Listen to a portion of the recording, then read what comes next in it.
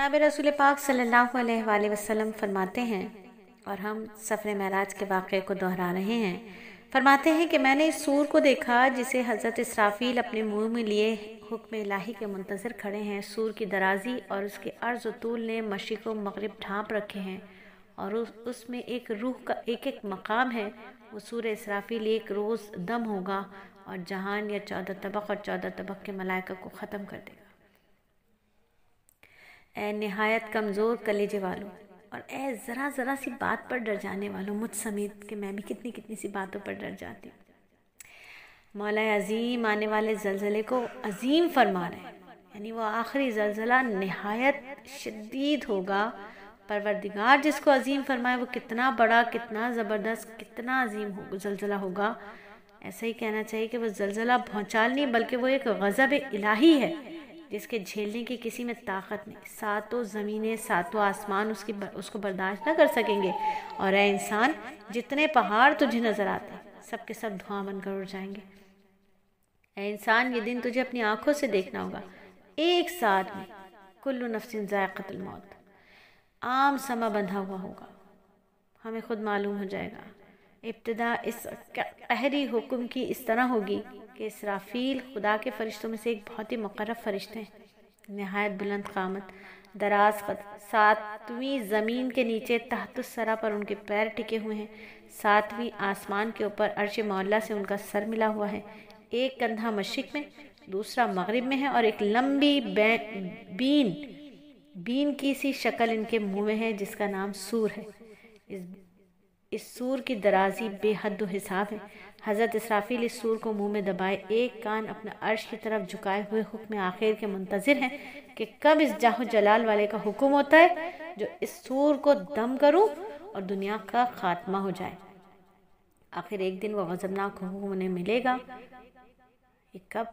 कि जबकि दुनिया में अल्लाह अल्लाह कहने वाला कोई बाकी ना रहेगा। इतनी जहालत, इतनी गुमराही दुनिया में फैली होगी कि लोग जानवरों की तरह बाज़ारों में बदफेलियाँ करते होंगे। लोगों में हराम और हलाल की कोई तमीज़ नहीं रहेगी। मौसम बहुत अच्छा होगा, बारिशें कसरत से हो रही होंगी। तमाम दुनिया में सस्ता समा इंतहा दर्जे का होगा। लोग बहुत खुश होंगे, खुशहाल आसूदा होंगे। एक रोज़ मुहर्रम की 10वीं तारीख जुम्मे का दिन अलग सुबह सूरज निकलने के करीब होगा। लोग अपने बिस्तरों, अपनी आराम गाहों से उठ उठकर अपने अपने कामों में मशगूल होंगे। सूरज की शुआएं और किरणें झलक रही होंगी। करीब है कि तुलू होकर आ जाए। दुकानदार अपनी दुकानें खोल रहे होंगे। कोई दुकान या कारखाने की कुंजियां लिए जा रहा होगा। ज़मींदार हारी कमीरे अपने खेतों में चले जा रहे होंगे। औरतें उठ उठकर घरों की सफाई, खाने पकाने के इरादे में होंगी। बच्चे रो रो कर अपनी आदत के मुवाफ़िक़ माओं से खाने को मांग रहे होंगे।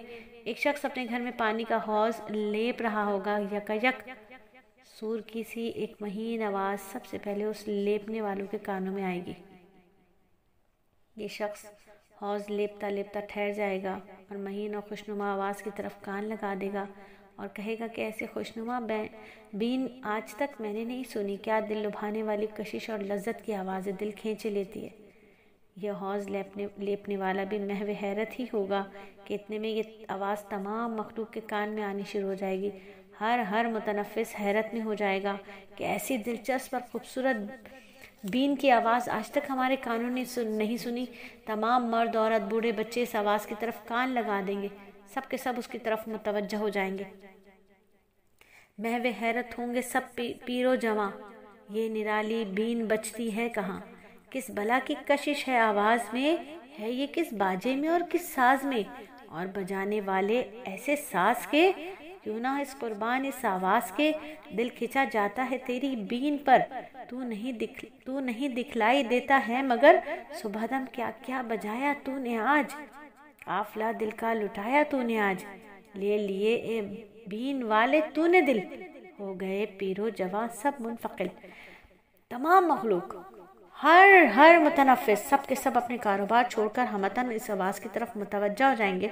हर शहर, हर दयार, हर हमसार, हर कब्ज़ा, हर जगह, हर लोगों को मालूम होगा कि ये आवाज़ अपने शहर या गांव के उस सिरे से आ रही है। आवाज़ की महवियत, दिलकश बाजे की लज्जत में बेताब होकर सब के सब मर्द औरत उसकी तरफ दौड़ेंगे और निकल कर मैदानों में जमा हो जाएंगे। हैरत में चारों तरफ देखते होंगे कि आवाज़ कहाँ से आ रही है। آواز کانوں میں ایسی دلچسپی کے ساتھ آتی ہوگی مگر یہ کسی کو معلوم نہ ہوگا کہ کہاں سے آ رہی۔ اب یہ آواز تمام وحشی جانور، درندوں، طیور، پرندے، دریائی، جنگلی، گھوڑے، سب کے جانور سب کے کانوں میں آنی شروع ہو جائے گی اور سب اسی کی طرح بے خود ہو کر سب کو بے خود بنا دے گی۔ سب جنگلوں دریاؤں سے نکل نکل کر آدمیوں کی بھیڑ مجموعوں میں آ ملیں گے۔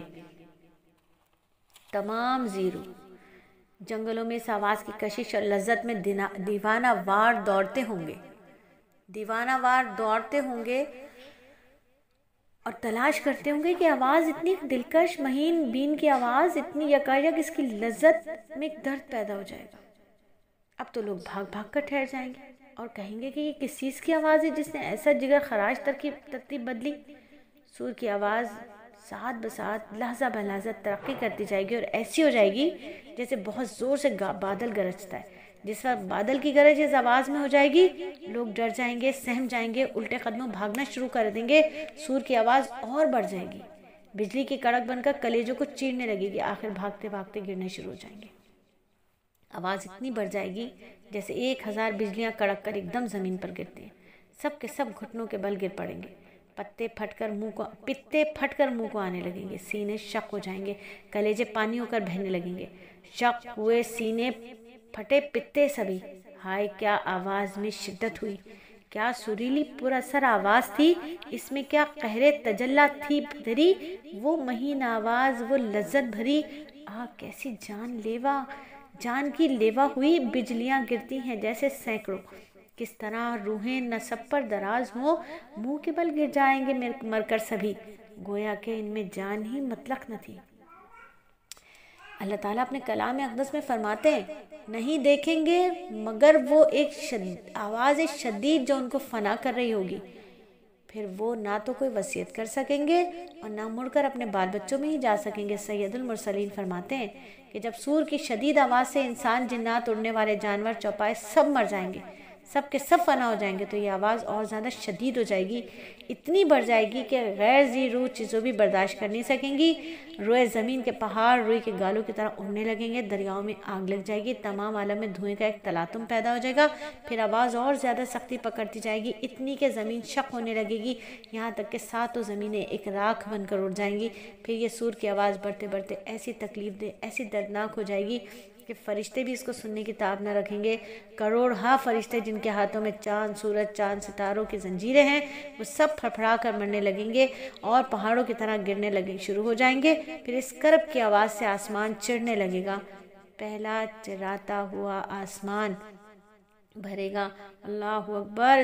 اس کی ہولناک آواز سن کر 7 آسمان کے فرشتے بے جان ہو کر گر جائیں گے۔ اب یک کے بعد دیگرے 7 آسمان ٹوٹ پڑیں گے، 7 زمینیں دھواں بن کر اڑتی پھریں گی، زمین، دریا، پہاڑ، آسمان سب مل کر خلط ملط ہو جائیں گے، کل عالم کا نظام درہم برہم ہو جائے گا۔ یہ زمین جس پر کہ ہم تم چلتے ہیں، آسماں پر جس پر ستارے کھلتے ہیں، یہ پہاڑ اونچے ہزاروں میل کے اور یہ دریا سب کے سب بہتے ہوئے ایک دھواں بن کر یہ سب اڑ جائیں گے، سب فنا کا ذائقہ یہ پائیں گے۔ یا الہی کوئی بھی باقی رہا یا سبھی کو موت نے لقمہ کیا، آج وہ دن ہے کوئی باقی نہیں، البقاء اللہ رب العالمین۔ جب ساری شے فنا ہو جائے گی، سب کچھ بھی باقی نہ رہے گا، اس وقت یہ آواز ٹھہر جائے گی۔ تمہیں معلوم ہے کہ کتنی دیر تک یہ آواز رہے گی؟ یہ سور کی آواز اس وقت سے جب سب سے اول صبح اس حوض لیپنے والے نے سنی تھی، آج جب کہ ہر شے فنا ہوئے، پورے 6 مہینے کے بعد یہ آواز ٹھہرے گی۔ اللہ اکبر! نقفہ سور پھر 6 مہینے تک بس کچھ ہونا تھا ہو گیا، سب فنا ہونے والے فنا ہو گئے۔ یعنی کس کا ہے آج کے دن مالک؟ کون مالک ہے آج کے دن کا؟ وہاں کون ہے جو جواب دے؟ پھر اللہ رب العزت خود ہی ارشاد فرمائیں گے، اللہ کے لیے اور قدرت والا ہے، وہی مالک ہے۔ اور بس پھر وہ آگے فرماتے ہیں کہ پھر خود سب سے پہلے حضرت اسرافیل کو پیدا کریں گے، پھر دوبارہ سور پر دم کریں گے، جس سے اس وقت آسمان و زمین بن جائیں گے۔ تمام جملہ مخلوق اپنی اپنی قبروں سے سروں کی خاک جھاڑتی ہوئی کھڑی ہو جائے گی۔ اللہ اللہ! یہ ہے وہ یوم نشور جس سے آئے گا دماغوں میں فطور، سب کو اپنی جان کی پڑ جائے گی۔ کیا پیغمبر، کیا ولی اور کیا کوئی نفسی نفسی کی عجب ہوگی صدا، ہوش پرا ہوگا بس ہر ایک کا۔